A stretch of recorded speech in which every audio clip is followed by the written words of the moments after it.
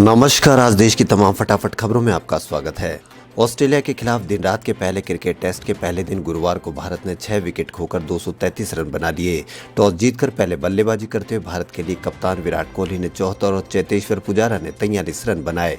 पहले दिन का खेल समाप्त होने पर ऋद्धिमान साहा 9 और आर अश्विन 15 रन बनाकर खेल रहे थे।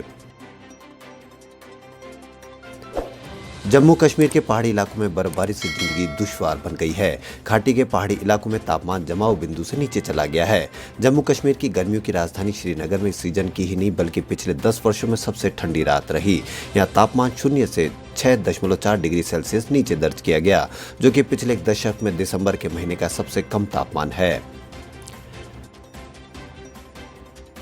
दिल्ली के मुख्यमंत्री अरविंद केजरीवाल ने गुरुवार को केंद्र सरकार द्वारा पारित विवादित कृषि कानूनों की प्रतियां फाड़ डाली और चेतावनी देते हुए कहा कि आप अंग्रेजों से भी बदतर न बने। किसानों के विरोध प्रदर्शन पर चर्चा के लिए बुलाए गए दिल्ली विधानसभा के विशेष सत्र में कड़ी टिप्पणी करते हुए केजरीवाल ने केंद्र से यह भी पूछा कि कोरोना महामारी के दौरान इन कानूनों को पारित करने की जल्दी क्या थी।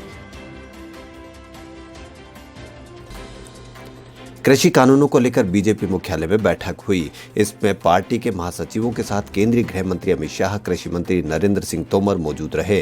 इससे पहले सुप्रीम कोर्ट में किसान आंदोलन को लेकर सुनवाई हुई। अदालत में किसी किसान संगठन के न होने के कारण कमेटी पर फैसला नहीं हो पाया है।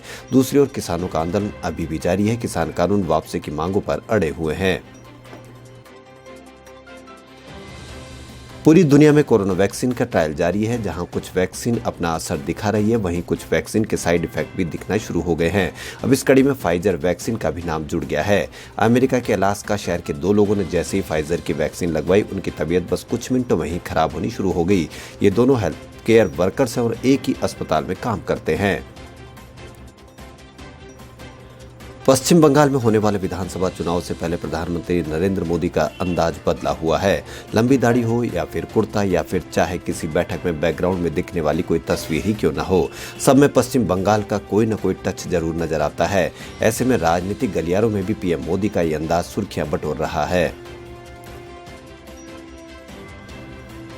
ट्विटर ने कुछ समय पहले रीट्वीट में एक बदलाव किया था। अमेरिकन प्रेसिडेंशियल इलेक्शन के दौरान माइक्रो ब्लॉगिंग वेबसाइट ट्विटर ने रीट्वीट फीचर को थोड़ा मुश्किल किया था। दरअसल ट्विटर का लॉजिक ये था कि इससे अमेरिकी इलेक्शन के दौरान गलत जानकारियों का प्रसार कम किया जा सकता है। रीट्वीट फीचर डायरेक्ट काम करता है, यानी आपने किसी ट्वीट पर रीट्वीट ऑप्शन चुना यानी बटन दबाया तो डायरेक्ट आपके वॉल पर आ जाता है। नए कृषि कानूनों के विरोध में देश भर के किसान राजधानी की सीमाओं पर डटे हुए हैं। वहीं कृषि कानूनों के संवैधानिक वैधता को चुनौती देने वाली याचिकाओं पर गुरुवार को उच्चतम न्यायालय में सुनवाई हुई। देश के मुख्य न्यायाधीश की अध्यक्षता वाली सर्वोच्च न्यायालय की पीठ ने कहा कि वो फिलहाल कानून की वैधता तय नहीं करेगी। न्यायालय ने कहा कि प्रदर्शन करना किसानों का हक है, लेकिन इस तरह के शहर को ब्लॉक नहीं किया जा सकता है। इस तरह रास्ते नहीं रोके जा सकते हैं।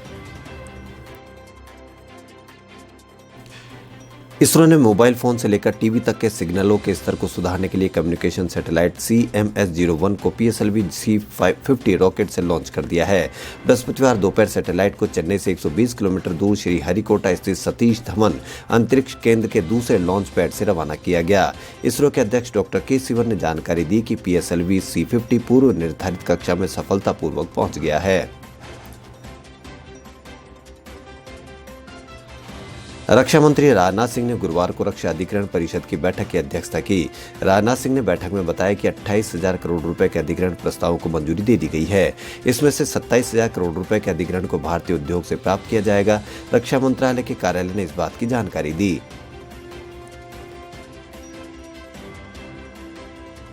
कॉमेडियन कुणाल कामरा के खिलाफ अदालत के अवमानना मामले में सर्वोच्च अदालत 18 दिसंबर को अपना फैसला सुनाएगी। इस मामले में सर्वोच्च न्यायालय ने बुधवार को अपना फैसला सुरक्षित रख लिया है।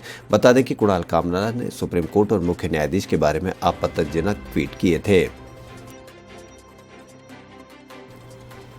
मुंबई पुलिस ने कथित TRP घोटाले में गुरुवार को ब्रॉडकास्टिंग ऑडियंस रिसर्च काउंसिल के पूर्व मुख्य परिचालन अधिकारी को गिरफ्तार किया है।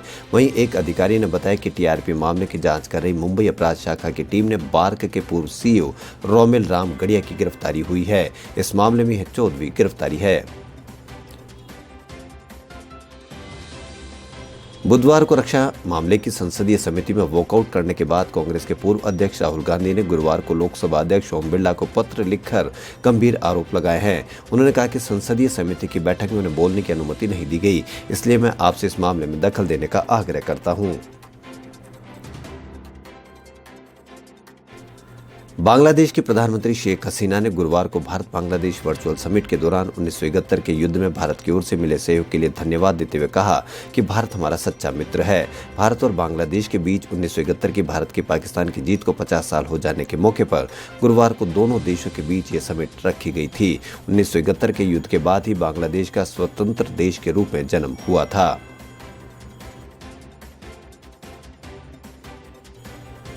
गोरखपुर के डॉक्टर कफील खान की रिहाई के खिलाफ सुप्रीम कोर्ट में दाखिल की गई याचिका पर उत्तर प्रदेश सरकार को झटका लगा है। शीर्ष अदालत ने डॉक्टर कफील खान को बड़ी राहत देते हुए यूपी सरकार की याचिका को खारिज कर दिया है, जिसके बाद डॉक्टर कफील खान ने ट्वीट कर कहा कि उन्हें न्यायालय पर पूरा भरोसा था और उन्हें न्याय मिला है।